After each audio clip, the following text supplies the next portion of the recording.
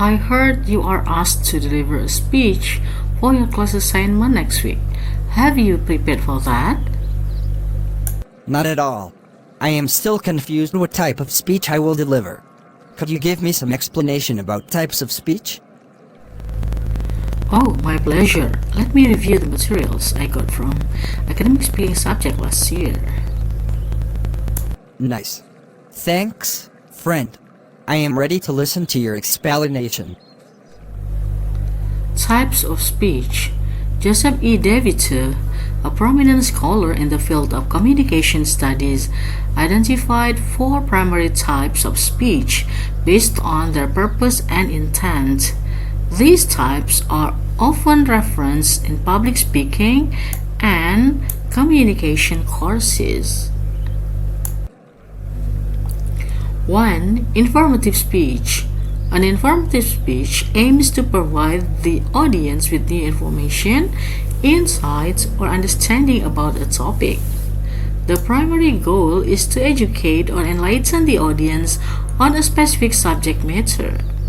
2. Persuasive speech. DeVito's classification aligns with the persuasive speeches mentioned earlier. Persuasive speeches seek to influence or persuade the audience to adopt a particular viewpoint, belief, attitude, or action. They often involve appeals to logic, emotions, or ethics to sway the audience's opinion. 3. Entertaining speech. DeVito categorizes entertaining speeches separately from informative and persuasive speeches. These speeches focus on entertaining the audience, providing enjoyment, amusement, or engagement. They may include elements of humor, storytelling, or performance to captivate the audience's attention and leave a memorable impression. 4. Special occasion speech. Special occasion speeches are delivered during specific events or ceremonies. DeVito includes them as a distinct type, emphasizing their unique purpose and context. These speeches could include various forms such as toast, eulogies, acceptance speeches, or commemorative addresses, tailored to the specific occasion and audience. Out of four types of speech you explained, would you tell me how to appropriate types of speech? Alright, guidelines of choosing appropriate types of speech. Choosing the appropriate type of speech depends on various factors, including the purpose of your communication, the audience you are addressing, the context of the situation, and your own communication goals. Here are some guidelines to help you select the most suitable type of speech. 1. Identify your purpose. Determine the primary goal of your speech. Are you aiming to inform, persuade, entertain, motivate, commemorate, or fulfill a specific function? Clarifying your purpose will guide you in selecting the appropriate type of speech. 2. Understand your audience. Consider the characteristics, interests, expectations, and preferences of your audience. Tailor your speech type to resonate with their needs and preferences. For example, a persuasive speech may be more effective with an audience receptive to your message, while an entertaining speech may be better suited for a relaxed or informal meeting. 3. Assess the context.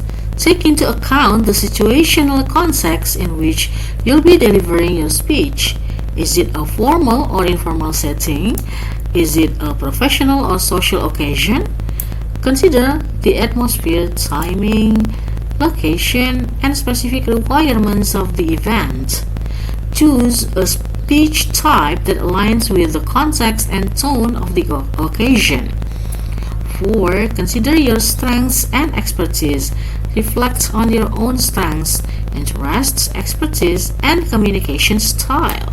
Choose a speech type that allows you to leverage your strengths and showcase your abilities effectively. For example, if you excel at storytelling and engaging an audience, an entertaining speech might be a good fit. 5. Match the type to your message. Ensure that the type of speech you choose aligns with the content and message you want to convey. Certain topics or messages may lend themselves better to informative, persuasive, or entertaining approaches. Select a speech type that enhances the clarity, impact, and relevance of your message. 6. Be flexible and adapt. Be prepared to adapt your speech type based on feedback, audience reactions, and unexpected developments. Remain flexible in your approach and willingness to adjust your speech type or delivery style to better connect with your audience and achieve your communication objectives. Okay, by considering these guidelines, you can make informed decisions about selecting the most appropriate type of speech for your specific communication situation and goals. Thanks for your explanation. After determining the appropriate type of speech to deliver, you need to prepare the content of your speech. Please tell me the steps. I will apply them later for my speech. Preparing speech content. According to Hamilton Gregory in her book entitled Public Speaking for College and Career 2018, as you research, it is important to know the limitations of online searches. Contrary to popular misconceptions, using traditional library resources such as books is sometimes faster and more efficient than searching the internet. And websites are not always the best resource for accurate information. In finding materials for your speeches, you can draw from 3 major resources: libraries, the internet, and field research. To begin the process, develop a specific purpose statement for your speech, and then devise a detailed research plan. Start early and follow your plan systematically. Use keywords when you search for books, articles, or information online. To narrow a search, use multiple keywords or phrases. Libraries are good resources because they often have material that is unavailable elsewhere. If you need help, talk to a reference librarian who is a specialist in locating information. If your library doesn't have materials that you need, a librarian might be able to get the items for you from another library through interlibrary loan. Libraries can often provide access to restricted apps that you can use to find additional sources. The internet can be a valuable resource for information and graphics. Search tools include search engines, specialized research services, apps, online groups and forums, blogs and vlogs, and question and answer sites. Field research. Gathering information firsthand can yield up-to-date information. You might rely upon your own observations and experiences, or you can interview knowledgeable people on your campus or in your community. To prepare for an interview, do extensive research on the topic and then draw up a list of questions to ask. Conduct the interview in a relaxed, conversational manner. You also can conduct interviews electronically via email or social networks like Facebook. To save information, create a filing system using printouts, index cards, or a computer. On all notes of key ideas, put a subject heading at the top and have only one idea per note. These notes can later be arranged systematically as you organize and outline your material. Okay, now tell me how to select a topic. Selecting a topic. For some speeches that you will give as part of a job, your topic will be chosen by someone else.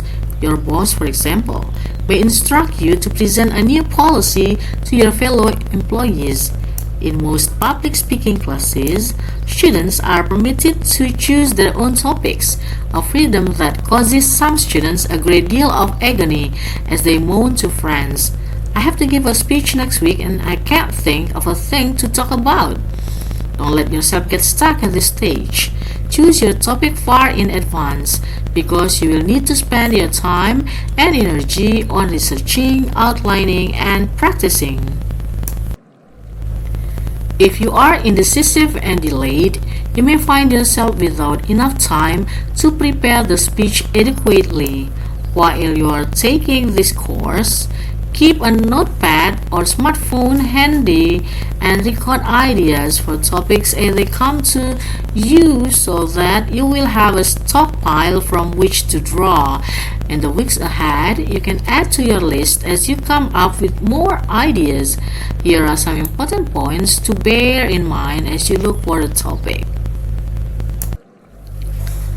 Select a topic you care about.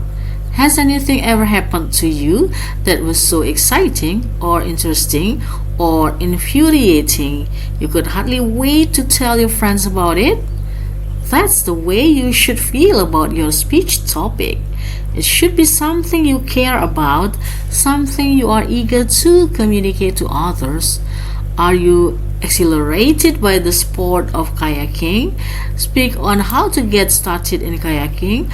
Are you angry over the rising number of car thefts in your community?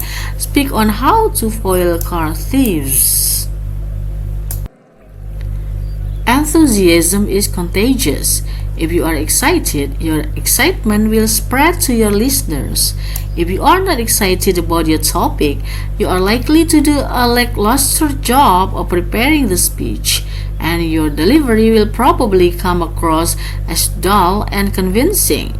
Select a topic you can master. A nightmare scenario. You give a speech on a subject about which you know very little. In the question and answer periods, some listeners who know the subject well point out your omissions and errors. The nightmare happened to me once in college, and it has happened to many other speakers, but it need not happen to you. Make things easy for yourself. Speak on a subject with which you are already thoroughly familiar or about which you can learn through research. Here are several ways to prove for topics about which you already know or can learn a lot. Personal experiences. If you are permitted to choose your own topic, start your search with the subject on which you are the world's foremost expert, your own life. But my life isn't very interesting or exciting, you might say. Not so. Maybe you are not an international celebrity, but there are dozens of aspects of your life that could make compelling speeches. Here are some examples, all involving students. After a friend was defrauded by a student loan scam, Christina Morales researched the crime and told classmates how to find honest, reliable lenders for student loans. Michael Kaplan demonstrated how to make a crepe, a type of thin pancake filled with spinach, cheese, and tomato. Ina Paragas gave a classroom speech on how she responded to a malicious effort to embarrass her on a social media site. These students were ordinary people who chose to speak on ordinary aspects of their lives, but their speeches turned out the way all good speeches should turn out. Interesting.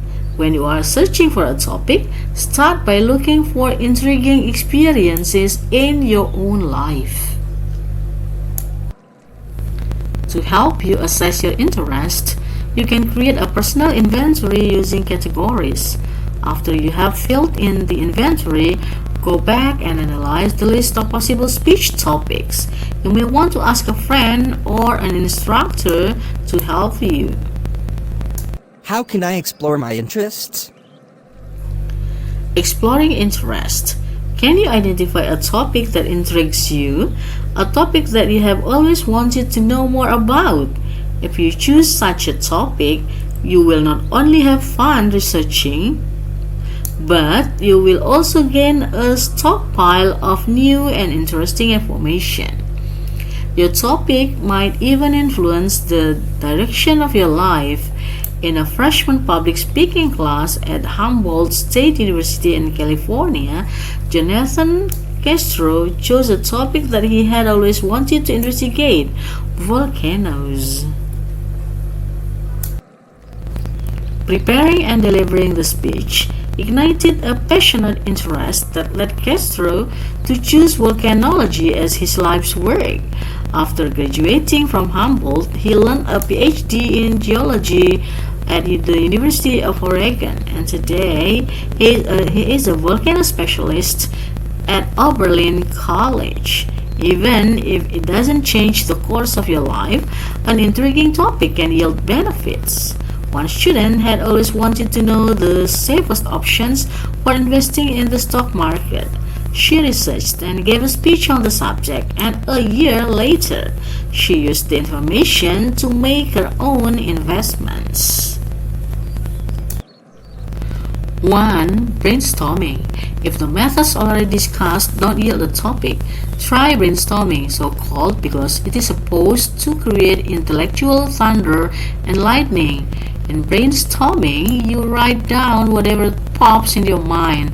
For example, if you start off with the word helicopter, the next word that floats into your mind might be rescued, and then the next word might be emergencies, and so on. Don't censor any words. Don't apply any critical evaluation. Simply write whatever comes into your mind. Nothing is too silly or bizarre to put down.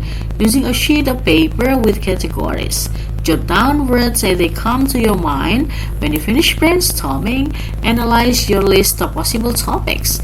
Don't discard anything until you have chosen a topic. Let's examine one category: social problems, in which the student started with traffic accidents, a serious problem in society today. This led him to jot down distractions, perhaps because distracted drivers cause a large number of accidents. This prompted him to think of smartphones, followed by texting, two big factors in drivers' distraction. This led him to think the teenage drivers who cause the majority of driving while texting mishaps. Finally, his brainstorm produced the idea of driver education. Later, as he analyzed the list, he chose to speak on the need for classes to warn teens of the dangers of texting while driving. You may be wondering why you should put all this down on paper. Why not just let all your ideas float around in your mind? The advantage of writing your thoughts down is that you end up with a document that can be analyzed. Seeing words on a page helps you focus your thinking. 2. Exploring the internet. An enjoyable way to find topics is to travel around the internet. Here are some sample approaches. For current events, you can visit news media sites such as those of the New York Times, ABC News, and MSNBC News, and then browse through various sections: health, technology, business, etc. For general interest articles, look through the websites of National Public Radio, Psychology Today, and National Geographic. Social media outlets and web databases can be helpful tools for finding inspiration. If you are stumped, try browsing Facebook, Twitter, YouTube, Wikipedia, or another informational hub that you are familiar with. Make notes about what catches your attention. Most of these sites are not adequate bibliographic sources on their own, but they can help you cycle through lots of ideas quickly and give you a jump start. Select a topic that will interest the audience. To engage your audience, choose a topic that is timely, worthwhile, and interesting. A talk on why people decide to take vacations would be dull and obvious. Everyone already knows that people take vacations to get away, relax, and experience something different and fun instead. Give a lively presentation on sightseeing in Boston or backpacking in the Rockies. I'm excited about my topic, some students say, but I'm afraid the audience will be bored. How can I know? Most listeners are bored by speeches that give them no personal enrichment. Their attitude is, what's in it for me?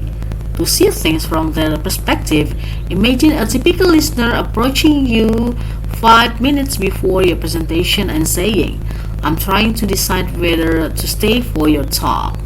What do I stand to gain by listening to you? If you realize that you can't make a compelling case, change your topic.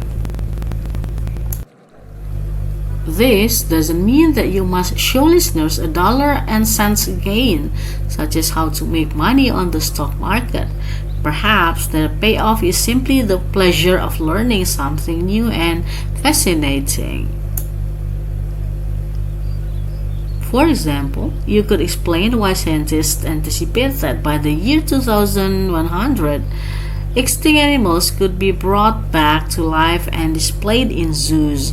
Two other ways to determine whether a topic is boring or interesting are to 1. Ask your instructor, and 2. Survey classmates several weeks before your talk by asking them to rate several potential speech topics as very interesting, moderately interesting, or not very interesting. Narrow the topic. You find a topic, you often need to narrow it. Suppose that you want to give a speech on weather. 5 minutes or 20 is not enough time to adequately cover such a broad topic. How about limiting yourself to just storms? Again, 5 minutes would be too short to do justice to the topic. How about one type of storm, thunderstorms? The subject perhaps could be handled in a 5-minute speech, but it would be advisable to narrow the topic down even more to one aspect of the subject. How to avoid being struck by lightning. Narrowing a topic helps you control your material. It prevents you from wandering in a huge territory and allows you to focus on one small piece of ground. Instead of talking on the vast subject of elections, you might limit yourself to explaining how some states conduct voting online.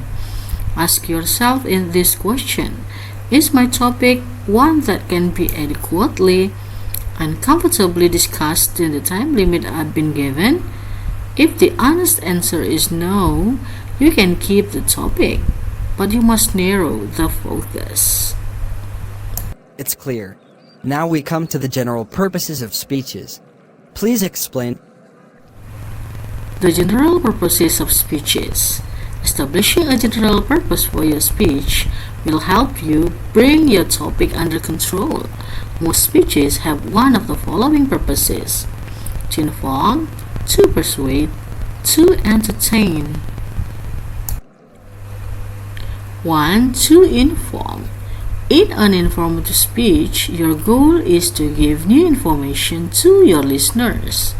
You can define a concept such as bitcoins, explain a situation, why honeybees are essential for agriculture, demonstrate a process, how earthquakes occur, or describe a person, place, or event.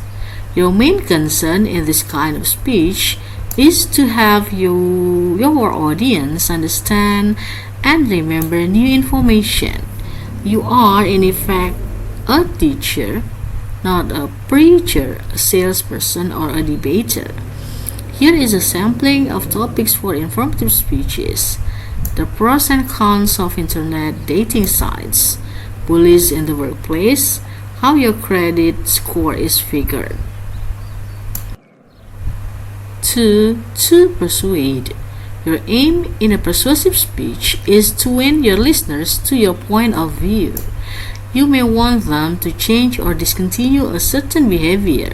For example, convince them to stop buying ivory and other products from elephants, or prompt them to take action.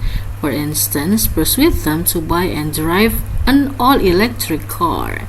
In this kind of speech, you can try to persuade people to walk or jog for 1 hour per day, vote for your candidate for a public office, donate money for autism research. 3. To entertain. An entertaining speech is aimed at amusing or diverting your audience. It is light, fun, and relaxing. Some students mistakenly think that an entertaining speech is a series of jokes. Although jokes are an obvious component of many entertaining speeches, you can amuse or divert your audience just as easily with other types of material. Stories, anecdotes, quotations, examples, and descriptions. For more details, we can see that later. Here are some examples of topics for entertaining speeches. My life with a parrot named Alex.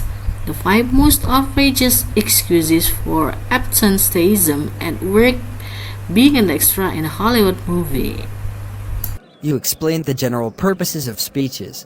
Now tell me the specific purposes, please. The specific purpose. After you have chosen a topic and determined your general purpose, your next step is to formulate a specific purpose, stating exactly what you want to accomplish in your speech. Here is an example. The specific purpose is an important planning tool because it can help you to bring your ideas into sharp focus so that you don't wander aimlessly in your speech and lose your audience. Let's say you choose protection of the environment as a topic for a speech. It's a good topic, but much too broad. You might make the mistake of cramming too many different issues into the speech. How about protecting national parks? Now your topic is more manageable, especially if you devise a specific purpose that focuses on just one park. Topic: preserving Yosemite National Park. General purpose: to persuade. Specific purpose: to persuade my audience to support steps to reverse overcrowding and neglect in Yosemite National Park. Now you have a sharp focus for your speech. You have limited yourself to a topic that can be covered adequately in a short speech. Would you give the guidelines for formulating a specific purpose statement? Okay, here are some guidelines for formulating a specific purpose statement. Begin the statement with an infinitive. Include a reference to your audience. Limit the statement to one major idea. Make your statement as precise as possible. Achieve your objective in the time allotted. Don't be too technical.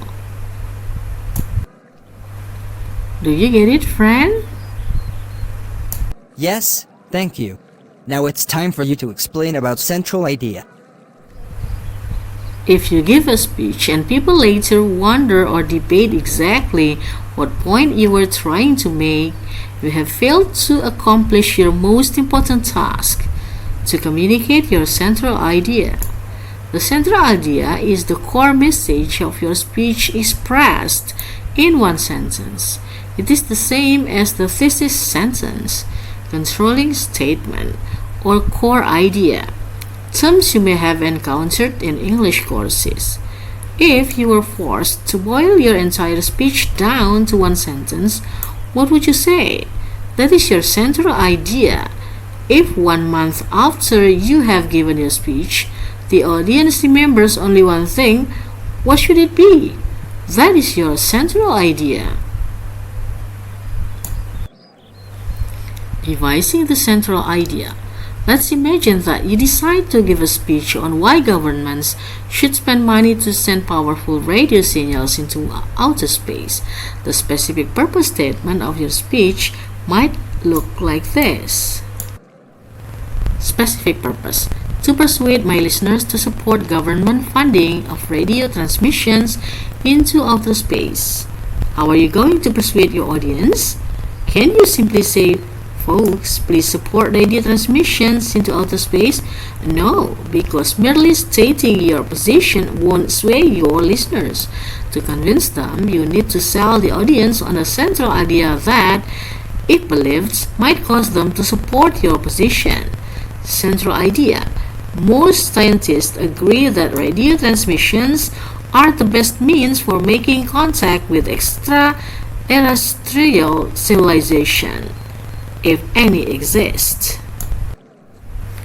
If you can sell this idea, you will probably succeed in your specific purpose.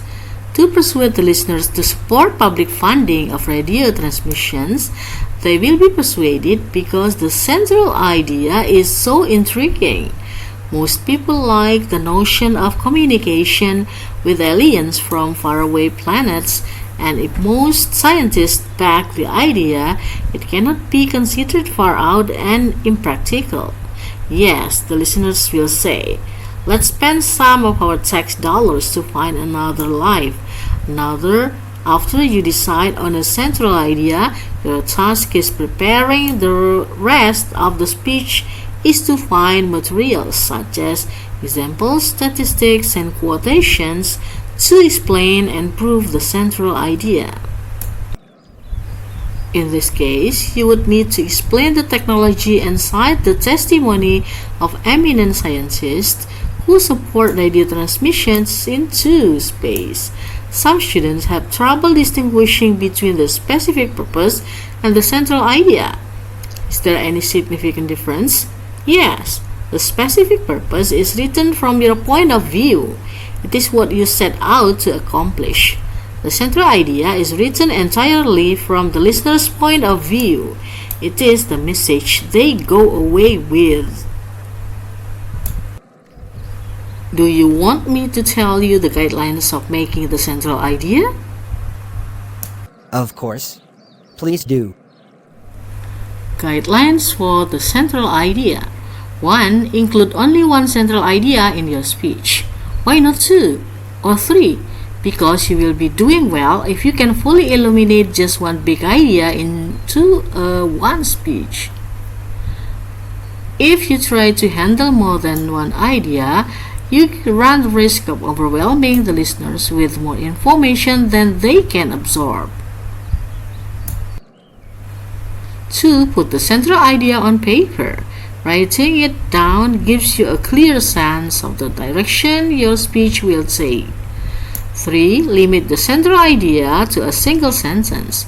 Whenever theatrical producer David Belasco was approached by people with an idea for a play, he would hand them his business card and ask them to write their concept on the back. If they protested that they needed more space, that proved they didn't have a clear idea. 4. Make an assertion rather than an announcement or a statement of fact. A common mistake is to formulate the central idea as a mere announcement. 5. Let the central idea determine the content of the entire speech. As you prepare your outline, evaluate every potential item in light of the central idea. Does fact A help explain the central idea? If yes, keep it. If no, throw it out. Does statistic B help prove the central idea? If yes, keep it. If no, throw it out. Thank you very much for your comprehensive explanation. You are my smartest friend that I can always count on in helping me doing my academic assignments. It's my pleasure. It's what a friend is for.